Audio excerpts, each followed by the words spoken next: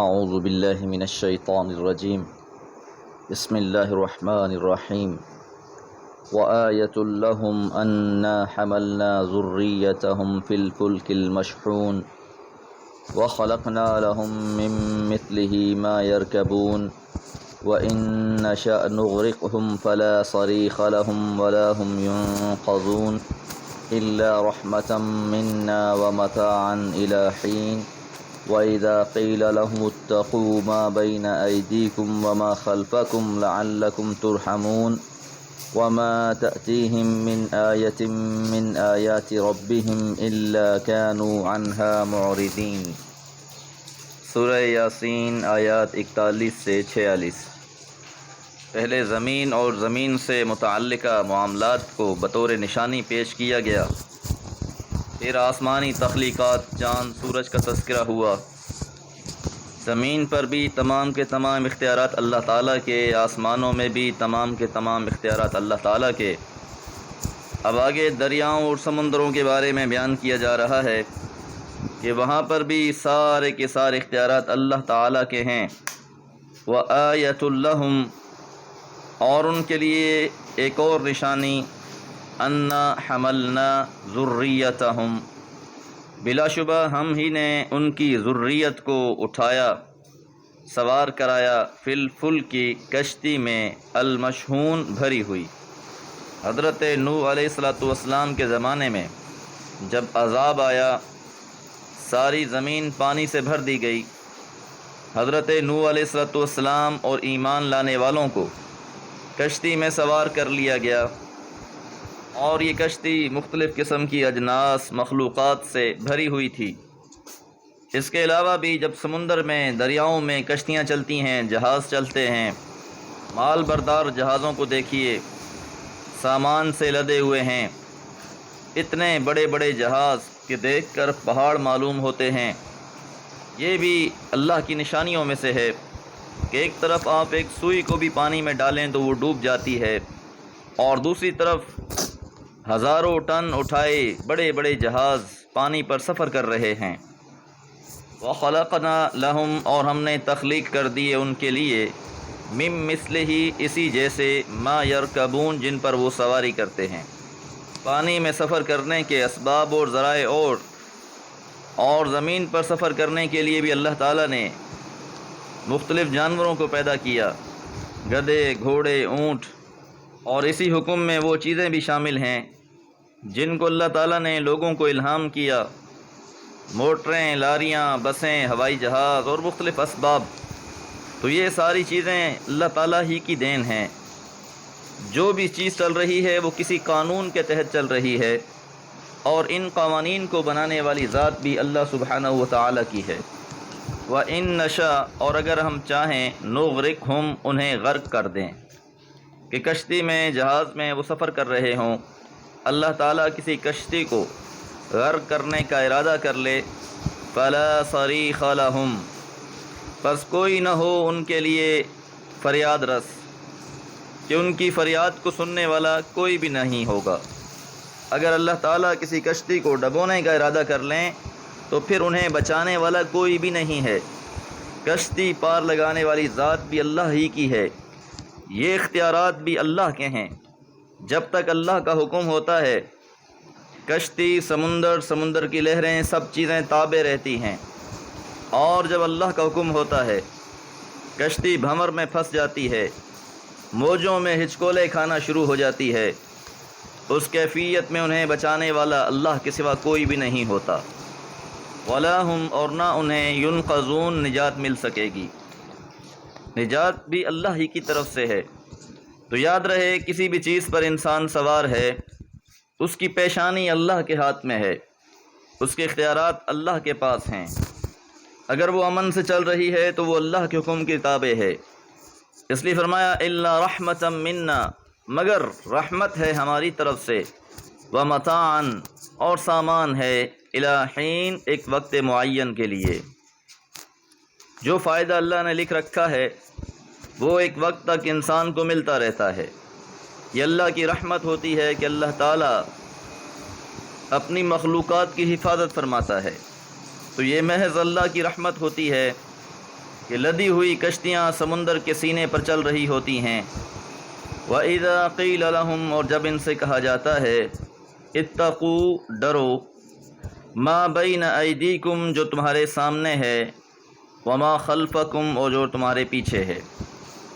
تو جو لوگ اس دنیا میں گزر چکے ہیں وہ بھی مقام عبرت ہیں، ان کے آثار بھی مقام عبرت ہیں، ان سے نصیحت حاصل کرو، اور جو آگے آخرت آنے والی ہے وہاں کی جو جزا اور سزا ہے اس سے بھی ڈرو۔ تو اس دنیا میں بھی بہت سی علامتیں اور نشانیاں بیان کر دی گئی ہیں انسان کو نصیحت حاصل کرنے کے لیے۔ بہت سے ایسے واقعات ہوتے رہتے ہیں جن سے نصیحت حاصل کی جا سکتی ہے۔ تو یقیناً جو لوگ عبرت پکڑنے والے ہیں وہی عقل مند ہیں، وہی فائدے میں رہنے والے ہیں۔ اور یہ ڈرنے کا اس لیے کہا گیا ہے لعلکم ترحمون، تاکہ تم پر رحم کیا جائے۔ لیکن لوگوں کا حال کیا ہے؟ وما تأتیہم، اور نہیں آتی ان پر، من آیت، کوئی نشانی، من آیات ربہم، ان کی رب کی نشانیوں میں سے، کہ جب بھی اللہ کی نشانیوں میں سے کوئی نشانی بیان کی جاتی ہے، الا، مگر، کانوا عنہا معرضین، تھے وہ اس سے اعراض کرنے والے۔ کہ جب بھی انہیں کوئی نشانی بیان کی جاتی، کوئی نشانی دکھلائی جاتی، تو تقوی اختیار کرنے کے بجائے، ڈرنے کے بجائے، وہ لوگ ان معجزوں کا، نشانیوں کا انکار کرتے اور منہ پھیر لیتے۔ پچھلے لوگوں کا بھی یہی حال تھا، اہل مکہ نے بھی یہی روش اختیار کر رکھی تھی۔ تو یاد رہے کہ یہ دنیا اور دنیا کے معاملات، اس میں رونما ہونے والے واقعات اور اس دنیا سے متعلقہ معاملات، ان سب میں بہت سی نشانیاں ہیں عبرت حاصل کرنے کے لیے۔ لیکن عبرت وہی حاصل کرتا ہے جو غور و فکر کرتا ہے۔ دعا ہے اللہ تعالی ہم سب کو نصیحت حاصل کرنے والا بنائے۔ وما علی الا البلاغ۔ اعوذ باللہ من الشیطان الرجیم، بسم اللہ الرحمن الرحیم۔ وَإِذَا قِيلَ لَهُمْ أَنفِقُوا مِمَّا رَزَقَكُمُ اللَّهُ قَالَ الَّذِينَ كَفَرُوا لِلَّذِينَ آمَنُوا أَنُطْعِمُ مَن لَّوْ يَشَاءُ اللَّهُ أَطْعَمَهُ إِنْ أَنْتُمْ إِلَّا فِي ضَلَالٍ مُّبِينٍ وَيَقُولُونَ مَتَىٰ هَٰذَا الْوَعْدُ إِن كُنتُمْ صَادِقِينَ ما ينظرون إلا صيحة واحدة تأخذهم وهم يخصمون فلا يستطيعون توصية ولا إلى أهلهم يرجعون۔ سورہ یاسین آیات 47 سے 50۔ آیت نمبر 46 میں یہ بات جانی کہ رب کی نشانیوں میں سے جو بھی نشانی ان کے پاس آتی ہے وہ اس سے اعراض کرنے والے ہی ہیں۔ اب آگے فرمایا وَإِذَا، اور جب، قیل، کہا جاتا ہے، لہم، ان سے، انفقوا، خرچ کرو، مما، جو کچھ، رزق، رزق دیا ہے، کم، تم کو، اللہ تعالیٰ نے، کہ جو اللہ تعالیٰ نے تمہیں رزق عطا کر رکھا ہے، رزق میں فراوانی دے رکھی ہے، اس رزق کو مستحق لوگوں میں خرچ کرو۔ قال الذین کفروا، کہا ان لوگوں نے جنہوں نے کفر کیا، للذین آمنوا، ان لوگوں سے جو ایمان لائے۔ کہ اللہ تعالیٰ کی طرف سے یہ حکم عام ہے کہ اللہ نے جس کو بھی رزق میں فراوانی دے رکھی ہے اس کو باقی لوگوں کا خیال کرنا چاہیے۔ لیکن کافر لوگ جب اس طرح کی آیات سنتے تو ان کے اپنے ہی فلسفے ہوتے۔ اسی طرح کافروں نے اہل ایمان سے یہ بات کہی، انطعم، کیا ہم کھلائیں، من لو یشاء اللہ، جنہیں اگر اللہ چاہتا، اطعمہ، اسے کھلا دیتا۔ یہ ان کی شقاوت قلبی، بے حسی اور سنگ دلی کی طرف اشارہ ہے کہ مال خرچ کرنے کے بجائے ان کے ذہن میں فلسفہ یہ بیٹھ گیا ہے کہ یہ جو غریب لوگ ہیں، فقراء ہیں، مساکین ہیں، اگر انہیں اللہ نے کھلانا ہوتا تو اپنی طرف سے ہی کھلا دیتا، تو جن کو اللہ نہیں کھلا رہا انہیں ہم کیوں کھلائیں؟ اور یہ اللہ کی تقسیم ہے، اللہ کسی کو دے کر آزماتا ہے۔ کسی کو تنگ دستی میں رکھ کے آزماتا ہے، جسے دے رکھا ہے اس سے مطلوب ہے کہ وہ شکر کرے اور دوسروں کے حقوق ادا کرے، جسے محروم کر رکھا ہے اس پہ لازم ہے کہ وہ صبر کرے، لیکن وہ اس بات کو قطعاً ماننے کو تیار نہیں تھے۔ الٹا اہل ایمان سے کہتے ان انتم نہیں ہو تم لوگ الا مگر فی ضلال مبین، کھلی گمراہی میں۔ یہ تمہارا فلسفہ بالکل ہی غلط ہے کہ جس کے پاس مال ہے وہ انہیں کھلائے جن کے پاس مال نہیں ہے، اور اپنی طرف سے بڑی ذہانت کے ساتھ یہ بیچ میں کہتے کہ لو شاء اللہ، اگر اللہ تعالیٰ چاہتا۔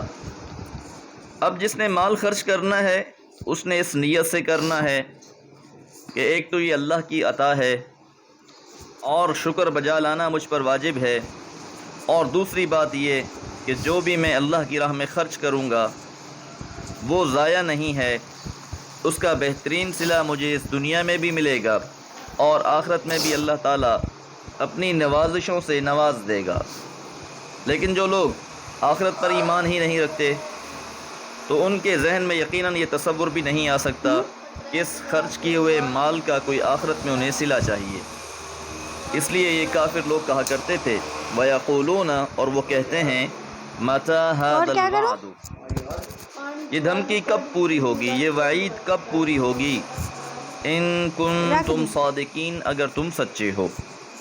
تو یہ جو عذاب کی خبریں دی جاتی ہیں، آخرت کی باتیں بتائی جاتی ہیں، عذاب سے ڈراتے رہتے ہو، تو ذرا یہ بتاؤ کہ یہ کب ہوگا۔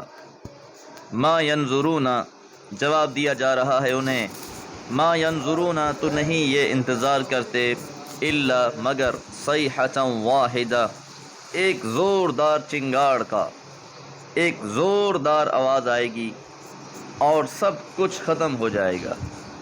صیحۃ واحدہ سے قیامت قائم ہو جائے گی۔ تو ان کی حقیقت تو یہ ہے کہ اب یہ قیامت قائم ہونے پر ہی مانیں گے، اس سے پہلے یہ تسلیم کرنے کو تیار نہیں ہیں، لیکن انہیں علم نہیں ہے کہ یہ معاملہ تو اچانک سے ہو جانے والا ہے۔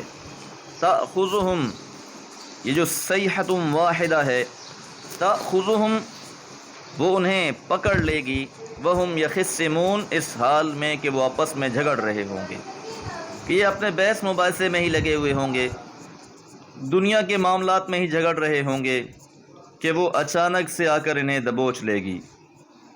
صیحۃ واحدہ کا تعلق اگر دنیا کے ساتھ ہو، جس طرح پچھلی بہت سی قوموں پر بھی ایسا ہی معاملہ ہوا کہ ایک زور کی آواز آئی، لوگوں کے کلیجے پھٹ گئے، پوری کی پوری قومیں ہلاک کر دی گئیں۔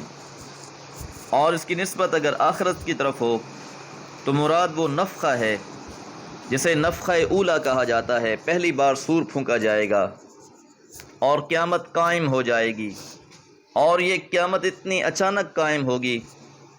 حضور علیہ الصلوۃ والسلام کا فرمان ہے کہ کپڑا کاٹنے والا کینچی اٹھا کر کاٹنے لگے گا، وہ بھی کاٹ نہ پائے گا کہ قیامت قائم ہو جائے گی۔ ایک شخص نوالا اٹھا کر منہ میں ڈالنا چاہے گا، وہ بھی ڈال نہیں پائے گا کہ قیامت قائم ہو جائے گی۔ تو یہ قیامت اچانک سے آ جائے گی، پھر کسی کو وقت فرصت نہیں ہوگا، مہلت نہیں ملے گی، فلا یستطیعون، پس وہ استطاعت نہیں رکھ سکیں گے، انہیں یہ توفیق بھی حاصل نہ ہوگی توصیۃً، کہ کوئی وصیت کر دیں کہ جہاں جس حال میں ہوں گے فوراً ہی دبوچ لیے جائیں گے، پکڑ لیے جائیں گے، اتنی فرصت بھی میسر نہ ہوگی کہ وہ کسی کو وصیت کر سکیں، اپنے ورثاء کو کچھ بتا سکیں، ولا، اور نہ الی اہلہم، اپنے گھر والوں کی طرف، یرجعون، وہ لوٹ پائیں گے۔ تو جو جس حال میں ہوگا وہ اسی حال میں پکڑا جائے گا، نہ ہی وصیت کرنے کی فرصت ملے گی اور نہ ہی وہ اپنے گھر کی طرف لوٹ پائے گا۔ دعا ہے اللہ تعالی ہمیں اپنی راہ میں خرچ کرنے کی توفیق دی رکھے، اور جو خرچ کریں اسے اپنی بارگاہ میں قبول فرمائے۔ وما علیہ الا البلاغ۔